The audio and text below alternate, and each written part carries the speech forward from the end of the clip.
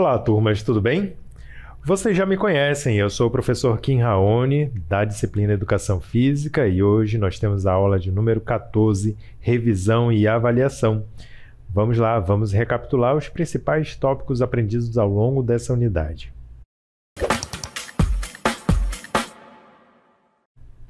Muito bem, então ao longo dessa unidade nós vimos também sobre as danças urbanas. E dentro dessa modalidade, nós aprendemos dois tipos, o passinho e o hip hop. O que é o passinho? Vamos relembrar aí.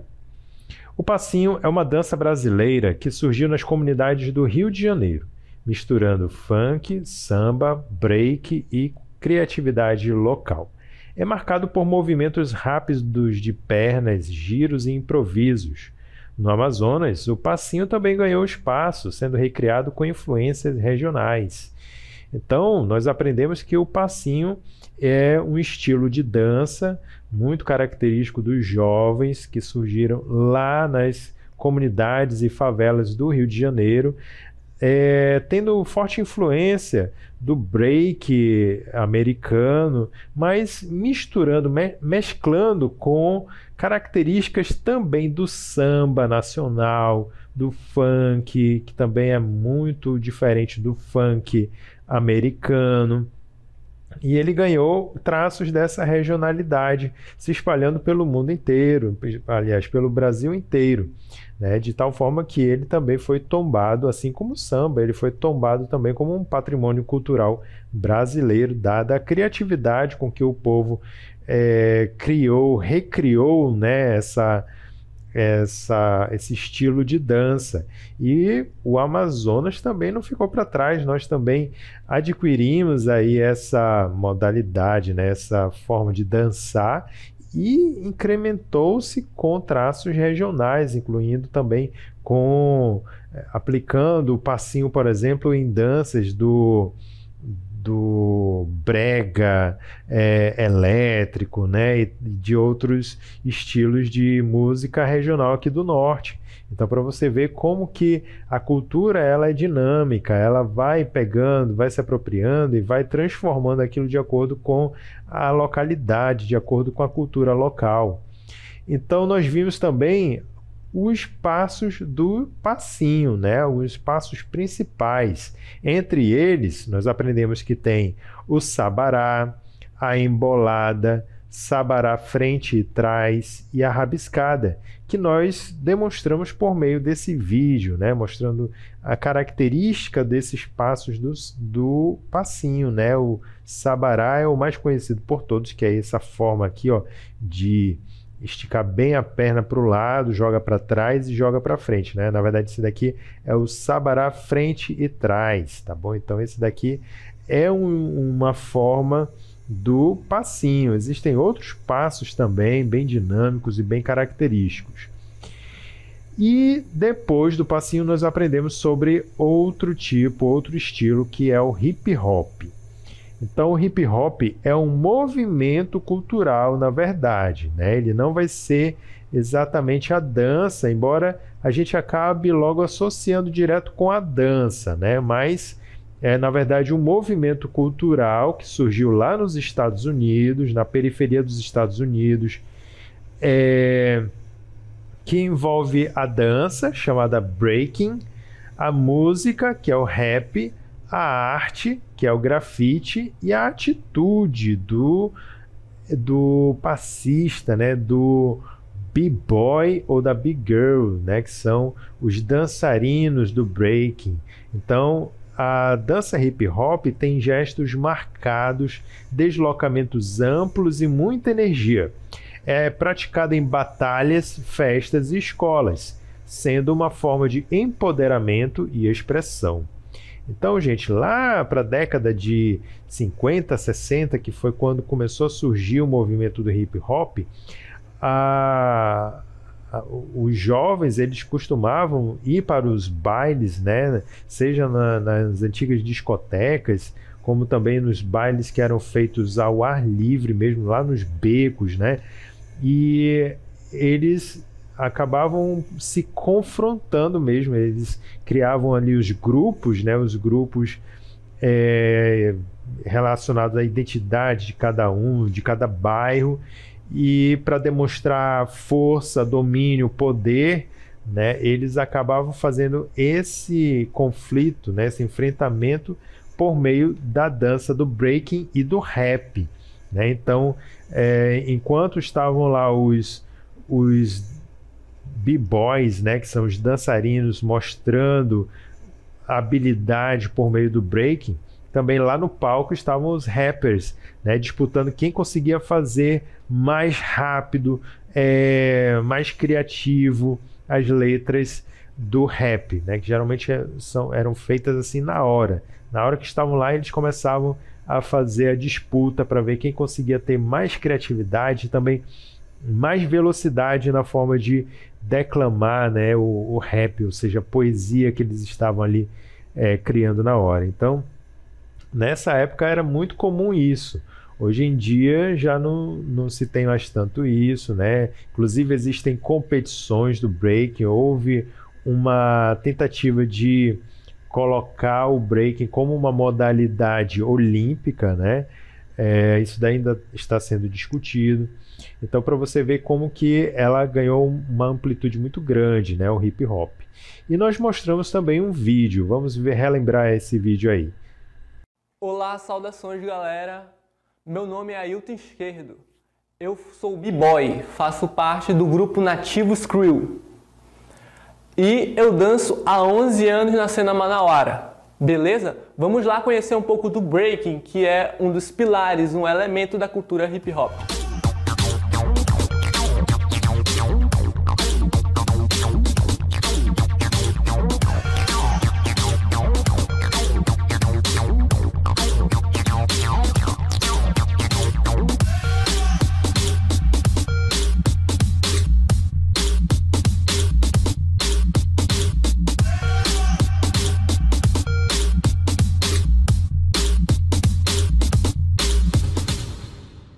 Muito bem, então veja aí o estilo bastante avançado, né, desse b-boy, né, mas lógico que para os iniciantes existem o passo a passo, né, o começo bem devagar e dos passos mais básicos. Isso daí é muito fácil de encontrar na internet, né, vários tutoriais que ensinam como fazer determinados passos básicos do hip hop.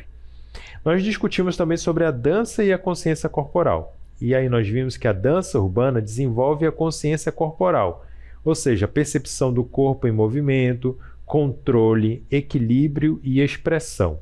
Ao dançar, aprendemos sobre nossos limites, nossas potências e nossa presença. A dança é também autoconhecimento. Então, é muito importante a gente trabalhar nos nossos conteúdos, nos nossos objetos de conhecimento, também as danças corporais, no sentido justamente de quebrar principalmente esses preconceitos que existem, né? Muitas vezes é colocado as danças mais eruditas, né? Ou então aquelas mais conhecidas ou mais populares, digamos assim, como algo que deva ser, somente essas devem ser valorizadas, né?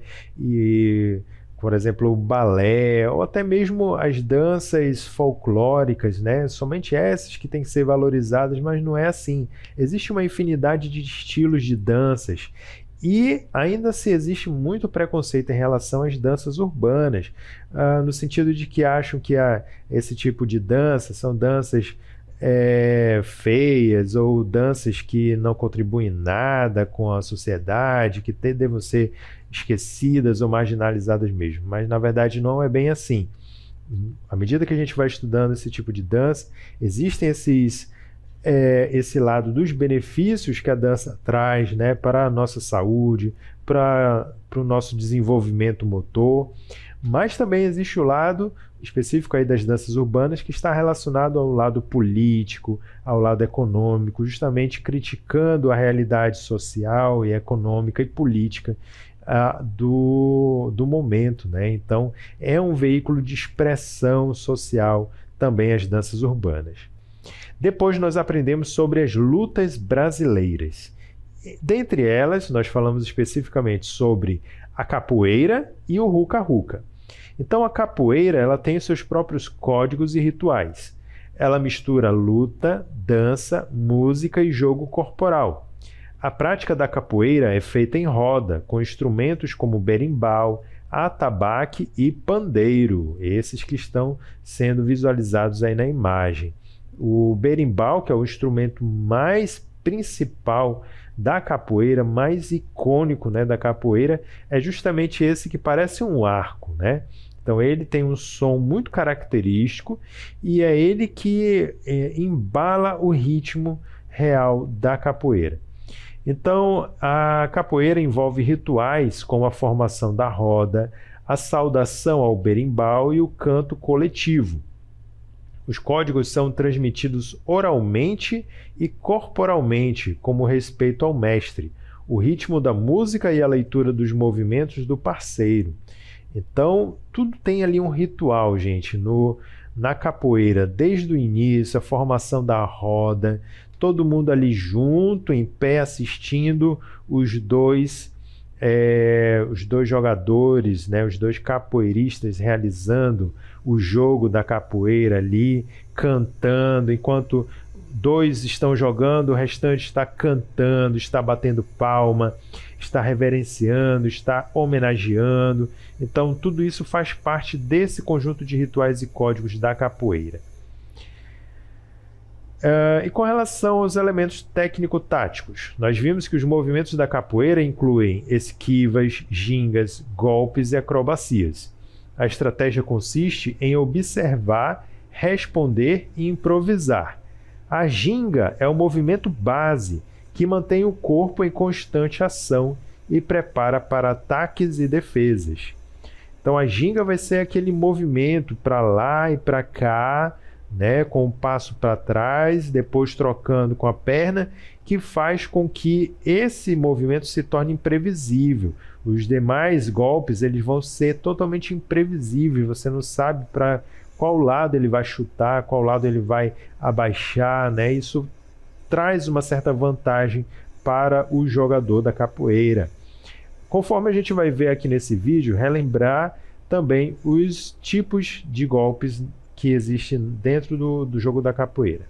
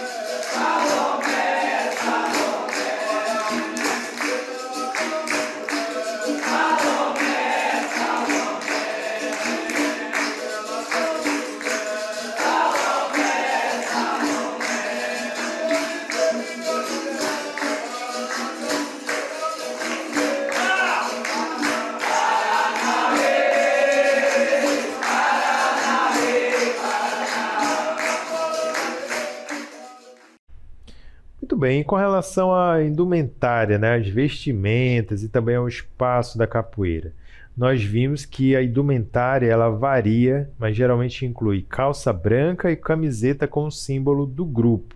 A prática ocorre em espaços abertos, como quadras, centros culturais ou academias. A roda é o espaço simbólico onde tudo acontece: música, jogo e troca de saberes. Então, sempre que há um espaço amplo, com segurança, o pessoal da capoeira consegue ali formar uma roda e realizar o seu jogo. Depois disso, nós falamos sobre outra modalidade, que é o Ruca-Ruca, uma luta tradicional indígena. Então, o Ruca-Ruca é uma luta corporal praticada pelos povos indígenas do Alto Xingu, especialmente durante o ritual do Quarupi. É uma forma de demonstrar força, coragem e respeito entre guerreiros. Os lutadores se enfrentam de joelhos, buscando derrubar o oponente. Nós trouxemos também aqui umas imagens para ilustrar esse conceito do Ruca-Ruca. Então, do que se trata o Ruca-Ruca? São lutas corporais indígenas que não são meros esportes. Elas estão enraizadas no contexto social e espiritual de cada povo, com funções como rito de passagem, né? Então, algumas lutas, como o Ruca-Ruca, são parte de rituais que marcam a transição dos jovens para a vida adulta. Também tem a função de celebração e funeral. Elas podem fazer parte de uma cerimônia importante, como o Quarupi, no Xingu, né, servindo para honrar os ancestrais. Também tem a função de preparação para o combate. Tá? Então, historicamente, as lutas corporais também tinham a função de preparar os guerreiros para a defesa do seu território, exigindo destreza e força. Outra função é o fortalecimento social. A disputa de força e habilidade sem hostilidade fortalece os laços comunitários e a identidade do grupo. Então, todas essas funções fazem parte da prática do Ruca-Ruca. Não é somente a luta em si, é todo esse conjunto de códigos e símbolos. Celebração, ritual, festejo, homenagem, tudo isso agregado numa prática só. Quais são os códigos e rituais do Ruca-Ruca? Antes da luta, há preparação espiritual e física. Os lutadores se pintam com urucum e genipapo e seguem regras tradicionais transmitidas pelos mais velhos.